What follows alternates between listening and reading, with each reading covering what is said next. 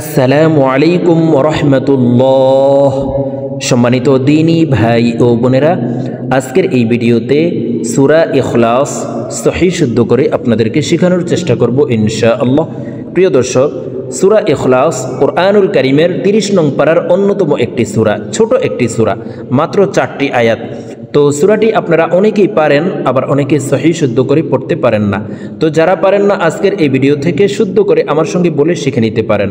আমি বানান করে শুদ্ধ করে আপনাদেরকে বলে দিচ্ছি, আপনারা আমার সঙ্গে ঠোঁট নাড়িয়ে বলার জন্য চেষ্টা করুন। এইভাবে যদি কয়েকবার আমার সঙ্গে বলতে পারেন, আপনাদের মুখস্থ হয়ে যাবে এবং সহিহ শুদ্ধ উচ্চারণ হয়ে যাবে। তো চলুন কথা না বাড়িয়ে আজকের সবক সূরা ইখলাস শুরু করা যাক। أعوذ بالله من الشيطان الرجيم بسم الله الرحمن الرحيم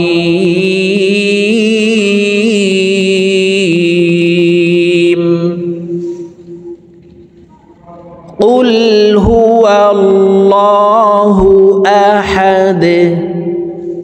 প্রিয় দর্শক, আমি বানান করে বলে দিচ্ছি, দেখুন। অফ লাম পেশ কুল।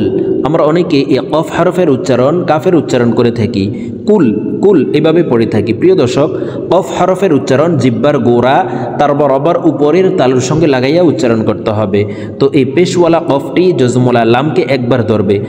অফ লাম পেশ কুল, কুল জিব্বার গোড়া থেকে উচ্চারণ করব, কুল কুল।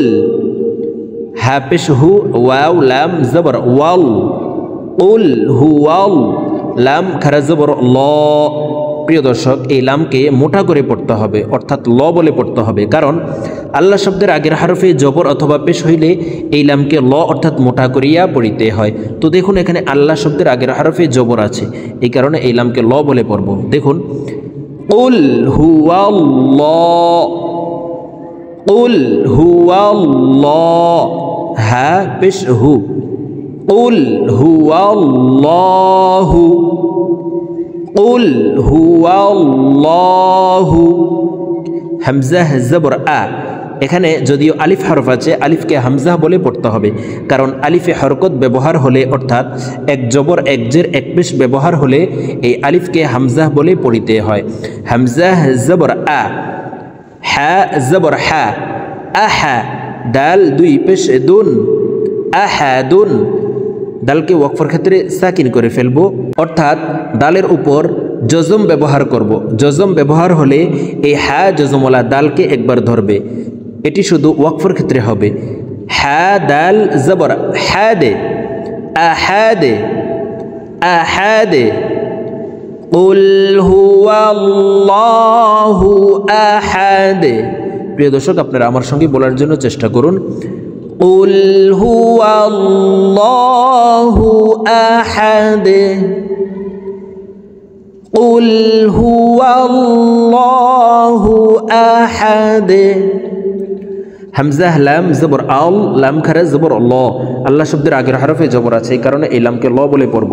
হামজা লাম জবর আল, লাম খারা জবর ল, আল্লাহ। হা সদ পেশ হুস। এই পেশওয়ালা হাটি তাসদিদওয়ালা সদকে ধরবে। তাসদিদওয়ালা হরফ দুইবার উচ্চারণ করিয়া পড়িতে হয়, একবার পূর্বের হরকতের সঙ্গে আরেকবার নিজ হরকতের উচ্চারণ হবে। হা সদ পেশ হুস, সদ জবর স, আল্লাহু স। মিম জবর মা, দাল পেশ দু, সমাদু। দালকে ওয়াকফের ক্ষেত্রে সাকিন করে ফেলবো, সমাদে, সমাদে। দাল যেহেতু কলকলার হরফ, নিচের দিকে ধাবিত করে ধাক্কা দিয়ে সাকিন করব, সমাদে। আল্লাহু সমাদে, আল্লাহু সমাদে। লাম মিম জবর লাম, ইয়া জবর ইয়া, লাম দাল জের লিদে, লাম ইয়ালিদে। ওয়াও জবর ওয়া, লাম মিম জবর লাম, ওয়ালাম। ইয়া ওয়াও পেশ ইউ, ওয়ালাম ইউ। পেশের বাম পাশে জজমওয়ালা ওয়াও মদের হরফ ডান দিকের হরকতকে এক আলিফ টানিয়া পড়িতে হয়। তো এই পেশওয়ালা ইয়াটি জজমওয়ালা ওয়ার সাথে এক আলিফ টেনে পড়ব। ইয়া ওয়াও পেশ ইউ, ঠোঁট গোল করে এক আলিফ টেনে পড়তে হবে। ওয়ালাম ইউ, ওয়ালাম ইউ, লাম দাল জবর লাদে, ওয়ালাম ইউলাদ, লাম ইয়ালিদ ওয়ালাম ইউলাদ, লাম ইয়ালিদ ওয়ালাম ইউলাদ। ওয়াও জবর ওয়া, লাম মিম জবর লাম, ওয়ালাম, ইয়া জবর ইয়া, কাফ লাম পেশ কুল, এই পেশওয়ালা কাফটি তাসদিদওয়ালা লামকে ধরবে, মাঝখানে জজমওয়ালা নুন বাদ পড়ে যাবে। ওয়ালাম ইয়াকুল, লাম জবর লা, হা উল্টা পেশ হু, হার উপরে উল্টা পেশ আছে তাই ঠোঁট গোল করে এই হাকে এক আলিফ টেনে পড়ব। দেখুন ওয়ালাম ইয়াকুল লাহু, ওয়ালাম ইয়াকুল লাহু, কাফ পেশ কু, ফা পেশ ফু, কুফু, ওয়াও আলিফ দুই জবর ওয়ান, কুফুয়ান, হামজা জবর আ, হা জবর হা, আহা, দাল দুই পেশ দুন, আহাদুন, দালকে ওয়াকফের ক্ষেত্রে সাকিন করে ফেলবো। আহাদে, দাল যেহেতু কলকলার হরফ নিচের দিকে ধাবিত করে ধাক্কা দিয়ে সাকিন করব।